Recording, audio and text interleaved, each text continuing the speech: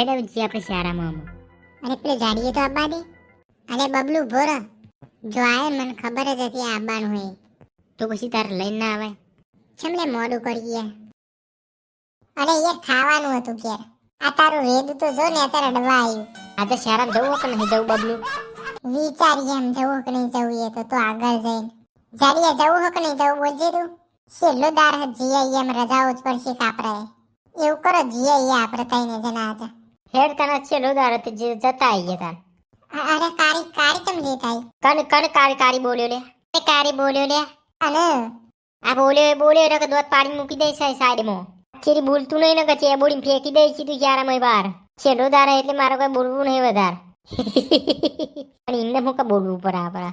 અરે મી તો ગમત કરી મો ઝઘડો કઈ નહીં જોવાને તો. કલ્લો દોત પાણી નાખવાના દો માને ખતનો બોલે ને કારી તો આવી રીતે જ બોલવાનું નગત દબાઈ દે તને.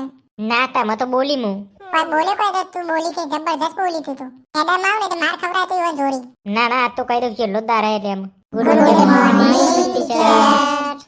Good morning. આજ તો બધો આ લાગે છે. આવો ટીચર આજ તો બધો આવીએ કે નહીં બાકી રહે. છેલ્લો દાર છે એટલે ચાલે કે આજનો દાર જી આવીએ.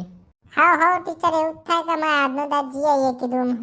તમારે તો જો આપવો પહેલા દાર આપવું અને છેલ્લા દાર આપવું હવે વચ્ચે તો કોણ બાપાને આપવું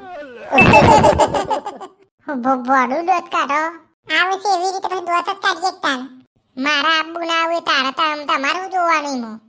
બસ આમાં બોલશો ને એમ. છેલ્લો દાર આમ ઝઘડો કરશો ને બધા ભેગો થાય. આજે છેલ્લો દિવસ હતો આજે તમને શું કરાવું બોલો? અંતાક્ષરી તમારો. ના મેડમ આપણે એક વાર્તા કહી દે ને મસ્ત. ના મેડમ અંતાક્ષરી તમારો ને. ના અમાર નહીં રમવી. ઇનકે સોરીએ ફાટા હા અમારા નહીં ફાટતી. મેડમ એક વાર્તા કહી દે મસ્ત અમે જતા રહીશું પછી. હારતા આપણે છોકરોની વાત મોની દઈએ ભાઈ વાર્તા કહી દઈએ. કઈ વાર્તા કહું બોલો તમે કયો એ કહીએ એમ. તમે હોભરી ના હોય એ બોલજો. ચકીન ચકાની વાત કરો. હારતાના કોઈ પછી બોલતા નહીં કોઈ. એક હતી ચકી અને એક હતો ચકો.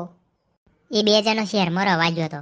તે રવાજો હતો પછી ચકાને નોકરીમાં કાઢી મેળે ઝઘડો થયો ને તે એમના એમ 100 મહિના થઈ ગયા. પછી નોકરી કરી નાખે છીએ.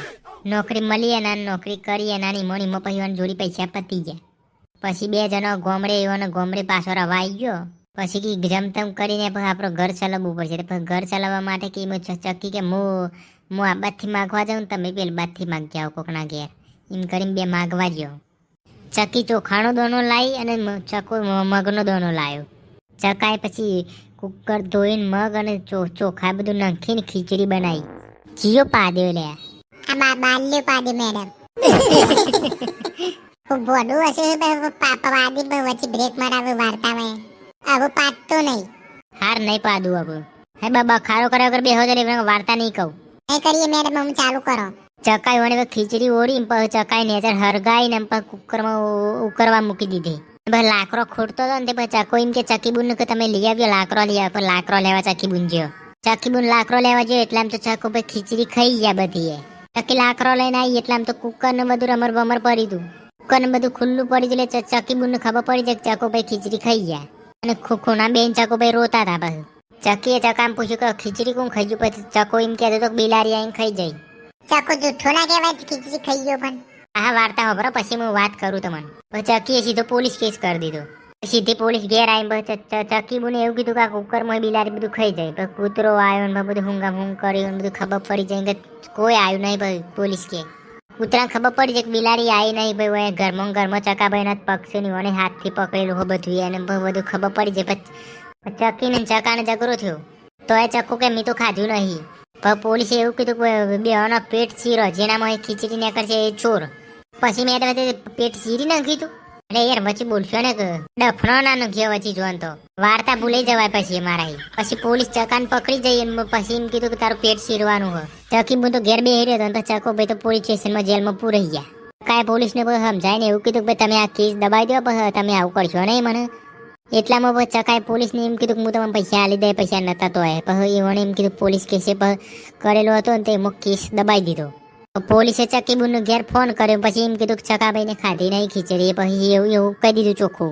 ચકીબુન તો પછી ગરા ફાવ ખાઈને પંખા લટકીને મરી ગયો. પોલીસે એમ કીધું કે ચકાને એમ કીધું કે હું તમને મૂકી જાઉં ઝઘડો નહીં થાય અને તમે મને પૈસા આલી દેજો. પછી ચકાને મૂકવા આવે એટલામાં તો ઘેર આવીને દરવાજો ખટખટાય તો કોઈને ખોલે નહીં. પછી પોલીસે એક ઠો મેલીને દરવાજો તોડી નાખ્યો. દરવાજો તોડીને અંદર ગયા એટલે ચકી મું તો ગરાફા ઉકઈને મરી ગયો હતો. પછી પોલીસ કાંઈ થઈ તો પછી સીધો ચકાભાઈને પકડીને સીધા જેલમાં જ ઘાલી દીધા.